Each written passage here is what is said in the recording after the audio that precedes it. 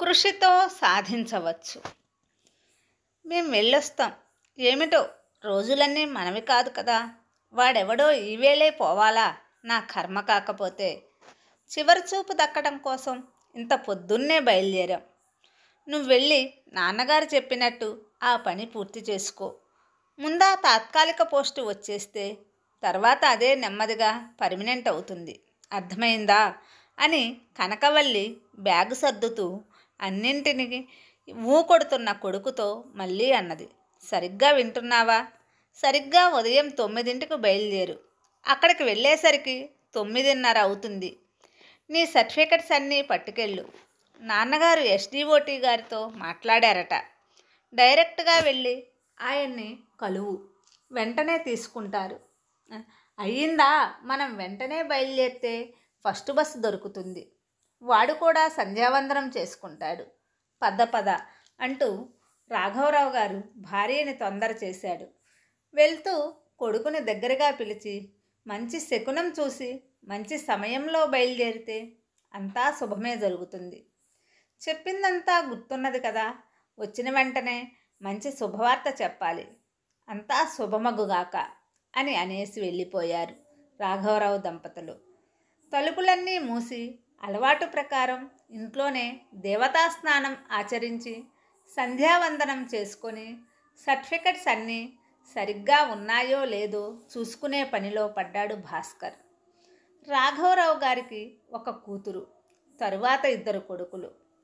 అమ్మాయికి పెళ్ళయి 2 మనవలతో సుఖంగా కాపురం చేసుకుంటుంది. ఇక పెద్దబ్బాయి అమెరికాలో ఉద్యోగం చేస్తున్నాడు. 2 ఏళ్ళు అయ్యింది తనకు పెళ్ళయి. కోడలికి ఇప్పుడు 7వ నెల వచ్చింది. ఇంకా ఆఖరివాడు భాస్కర్. పిల్లల వయసులో అంతరాలతో పాటు ఉద్యోగాలు లభించడంలో కూడా అంతరాలు గమనించిన రాఘవరావు గారు ఒకవేళ చదువుకున్న విద్య వల్ల ఉద్యోగం రాకపోతే ఉపాధి కల్పించే టెక్నికల్ విద్య కూడా నేర్చుకోమని ప్రోత్సహించి టైప్ రైటింగు, కంప్యూటర్ విద్య నేర్పించారు భాస్కర్కి.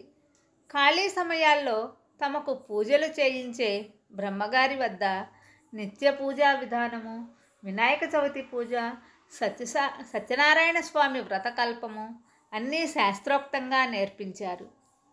భాస్కర్ కంఠం గంభీరంగా కంచు గంటల ఎంత దూరమైనా వినిపించే విధంగా ఉండటంతో ఎవరో ఒకరు భాస్కర్ని పూజకు పిలవటం, తనకంటూ కొంత ఆదాయం రావడంతో సంతృప్తి పడుతూనే ఉద్యోగాలు ప్రయత్నాలు చేస్తున్నాడు. రాఘవరావు ఆ గ్రామంలో పోస్ట్ మాస్టర్గా పనిచేస్తున్నారు.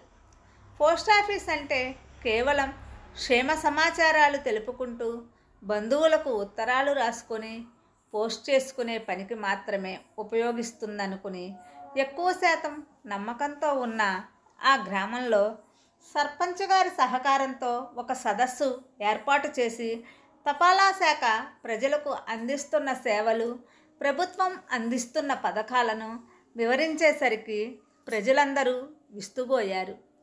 ఆ పథకాలు వినియోగించుకొని పిల్లల భవిష్యత్తుకు పునాదులు వేసుకోవాలని సూచించిన ఆయన సలహా ఎందరికో నచ్చింది.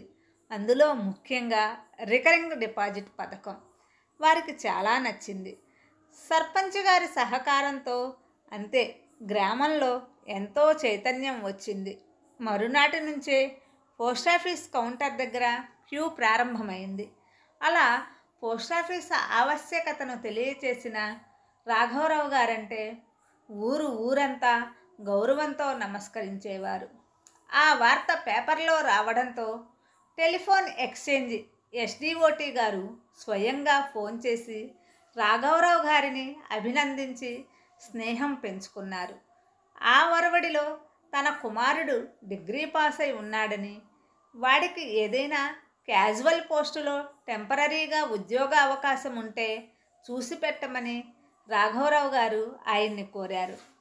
సరిగ్గా ప్రతి సోమవారం 20 మంది డిగ్రీ అర్హతలున్న అభ్యర్థులను టెంపరరీ బేసిస్ మీద సెలెక్ట్ చేసి లిస్టు తమకు పంపించమని పై అధికారులు ఆదేశించడంతో ఆ పనిలో నిమగ్నమైన ఎస్డిఓటి గారు 2వ సోమవారం సాయంత్రం రాఘవరావు గారు గుర్తుకు వచ్చి, మీ అబ్బాయిని మళ్ళీ వారం తప్పక పంపండి. వీళ్ళని పెర్మనెంట్ చేసే అవకాశం కూడా ఉన్నది. అతన్ని తీసుకునే పూచి నాది. ఉదయం 10 పంపించండి సార్ అని చెప్పారు. అందుకే ఈ సోమవారం భాస్కర్ని అన్ని విధాలా రెడీ చేసి సిద్ధం చేసి తప్పక ఊరెళ్ళారు. సరిగ్గా 9 సమయమైంది. నిన్న రాత్రి మిగిలిన ఉప్పుడు పిండి ఆవకాయ పెరుగుతో తిని మంచి బట్టలు ధరించి వెళ్ళే పని విజయవంతం కావాలని దేవునికి నమస్కరించుకున్నాడు భాస్కర్. బయలుదేరపోతుంటే తండ్రి మాటలు గుర్తొచ్చాయి. మంచి శకునం చూసుకొని మంచి సమయంలో బయలుదేరమని చెప్పిన మాట గుర్తు వచ్చి వెంటనే పంచాంగం తీసి చూశాడు. ఉదయం 8:55 నుండి 9:43 వరకు వర్జ్యం ఉన్నది. తరువాత 10 నిమిషాల తేడాలో దుర్ముహూర్తం ఉన్నాయి. అవి అయ్యాక వెళ్దామని అలాగే మంచం మీద నడుము వాలిస్తే సద్దన్నం మహిమ వల్ల నిద్ర పట్టేసింది. సరిగ్గా 12:20 మెలకువ వచ్చింది. అరెరే, 11 గంటలతో అన్ని చెడు గడియలు తొలగిపోయాయి, కానీ తనకు మెలకువ రాలేదు అని అనుకొని మళ్ళీ పంచాంగం తీసుకొని చూస్తే మధ్యాహ్నం 3:33 మళ్ళీ వర్జ్యం ఉండటంతో ఈ మధ్యలో వెళ్ళి వచ్చేస్తే సరిపోతుంది అని బయలుదేరి వెళ్ళాడు భాస్కర్. భాస్కర్ వెళ్ళేసరికి 1:10 అయ్యింది. అటెండర్తో తండ్రి విజిటింగ్ కార్డు లోపలికి పంపిస్తే ఎస్డిఓటి గారు లోపలికి రమ్మన్నారు. నమస్తే సార్, నాన్నగారు మిమ్మల్ని కలవమన్నారు. ఇవిగో నా సర్టిఫికెట్స్ అని ఫైల్ ఇవ్వబోయాడు. ఆయన కోపంగా చూశాడు. నీకు అసలు బుద్ధి ఉందా? ఇలా అంటున్నానని ఏమీ అనుకోకయ్యా, మా అబ్బాయి లాంటి వాడివి. ఉదయం 10 గంటలకల్లా రమ్మనమని అంటే ఇప్పుడా రావడం? ఈ వారం 20 మందిని తీసుకోవడం, లిస్టు ఫైనలైజ్ చేయటం కూడా అయిపోయింది. ఎందుకు లేట్ అయింది సార్ అని అంటే అదే నాన్నగారు మంచి సమయం చూసి వెళ్ళమంటేను అని అన్నాడు భాస్కర్. చాలే, మంచి పని చేసావు. మీ నాన్నగారు నన్ను గురించి ఏమనుకుంటారు? అయ్యో, అవకాశం ఉండి కూడా సాయం చేయలేకపోయారు అని అనుకోరు? ఉద్యోగం వచ్చాక ఎవడైనా మంచి సమయం చూసి ప్రవేశిస్తాడు. ఇంటర్వ్యూకి వెళ్ళడానికి మంచి టైం చూసుకున్న వాడిని నిన్నే చూస్తున్నాను. సరే, నువ్వు చేసిన నిర్వాకం మీ నాన్నగారితో చెప్పు. నేను భోజనానికి వెళ్తున్నాను, నేను ఆయనకి ఫోన్ చేసి మాట్లాడతానని చెప్పు అని సార్ అన్నారు. అప్పుడు Bhaskar sorry sir, very sorry అని అన్నాడు.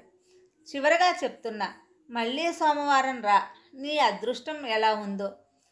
నేను సాయం చేద్దామన్నా నీకు వచ్చే యోగం ఉంటే వస్తుంది, వెళ్ళిరా అని ఆయన తన ముందే బయటకు నడవడంతో విధి లేక బయటకు నడిచాడు భాస్కర్. ఇంటికి వచ్చాక విషయం తెలుసుకొని కనకవల్లి రాఘవరావు గారి మీద తాడెత్తున లేచింది. ఇదంతా మీ నిర్వాకం వల్లే. ప్రతిదానికి మంచి సమయం శకునం చూసి బయలుదేరమని చెబుతారు.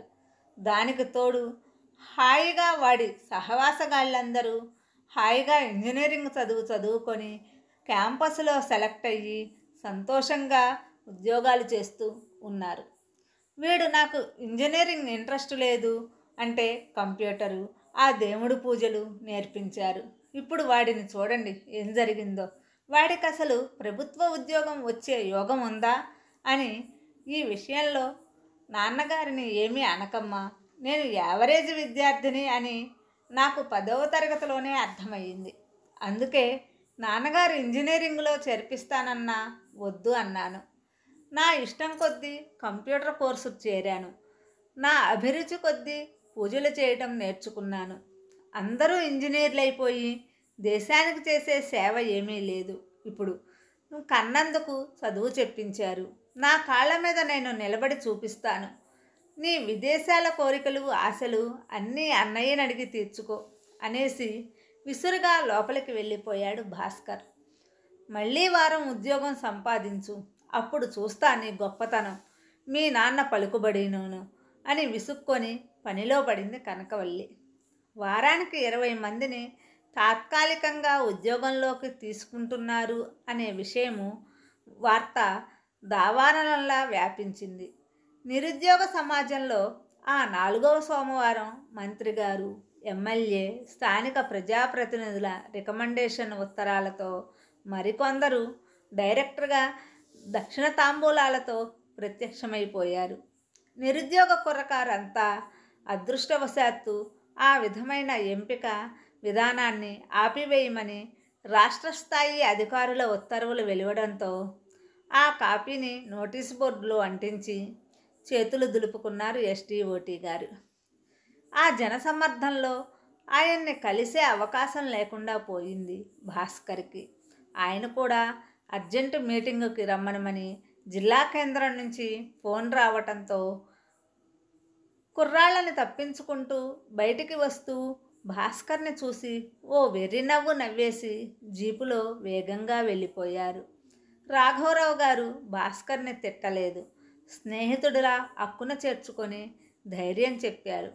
నీకు ఇష్టమైన వృత్తిలో స్థిరపడు నాన్న, కానీ అందులో మాత్రం నువ్వు మొదటి స్థానంలో ఉండాలి. నా కొడుకును చూసి నేను గర్వంగా చెప్పుకునే స్థాయికి నువ్వు ఎదగాలి. మీ అమ్మ మాట కాదని, అప్పుడే నీ ఇష్టానికి విలువ ఇచ్చి నేను నేర్పించిన విద్యకు ఫలితం ఉంటుంది అని చెప్పారు. అలాగే నాన్నగారు అని అన్నాడు వినమ్రంగా. ఇంతలో కోడలి పురిటికి తల్లిని పంపించమని పెద్ద కొడుకు ఫోన్ చేయడంతో ఆయన కనకవల్లిని అమెరికా పంపించారు. తల్లి ఆశలు తీర్చేవాడు అంటే వాడు నా పెద్ద కొడుకు. మీ నాన్నకి వండి పెడుతూ హాయిగా నేను వచ్చేంతవరకు కొంపలో పడుండు అని దీవించి అమెరికా వెళ్ళిపోయింది కనకవల్లి.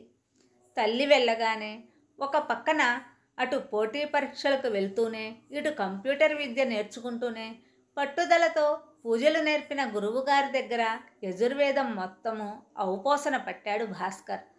తిరుమల తిరుపతి దేవస్థానం నిర్వహించిన పోటీలలో ప్రథముడిగా నిలిచాడు. దాని ఫలితంగా దేవస్థాన వేద పండితునిగా నియామక పత్రాలు పంపించింది దేవస్థానం. వాటిని చదివిన రాఘవరావు గారు ఆనంద బాష్పాలు రాలుస్తూ పుత్రోత్సాహంతో భాస్కర్ని గాఢంగా కౌగిలించుకొని అన్నారు, నాన్న, ఎంతటి పుణ్యాత్ముడివిరా నీవు. నీ స్వశక్తితో నిత్యం స్వామిని దర్శించుకునే ఉద్యోగం సంపాదించుకున్నావు. మనిషి బ్రతకాలంటే ప్రభుత్వ ఉద్యోగమే అవసరం లేదని, కష్టపడి ఇష్టం లేని చదువు చదివే కంటే ఇష్టపడి చదువుకున్న చదువులో కష్టపడితే ఉన్నత స్థానానికి చేరుకోగలము అని నిరూపించావయ్యా. I'm proud of your my boy అని రాఘవరావు గారు ఆనందంతో అన్నారు.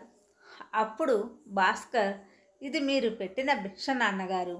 అమ్మ తిట్లు ఆశీర్వాదాలుగా భగవంతుని కరుణ తోడైన కారణమే తప్ప నేను సాధించింది శూన్యం. అమ్మ వచ్చాక మనమందరము స్వామి దర్శనం చేసుకుందాము అని అన్నాడు. భాస్కరు తండ్రి కాళ్లకు నమస్కరించి, కృషి ఉంటే మనుషులు ఋషులవుతారు, మహాపురుషులవుతారు అన్న వేటూరి వారి గీతం రాఘవరావు గారి అంతరంగంలో పల్లవిస్తూనే ఉంది. మా ఛానల్లో వచ్చే ఈ మోటివేషనల్ కథలు నచ్చినట్లయితే ఛానల్ని సబ్స్క్రైబ్ చేయండి, లైక్ చేయండి, మీ అభిప్రాయాన్ని కామెంట్ రూపంలో తెలియచేయండి.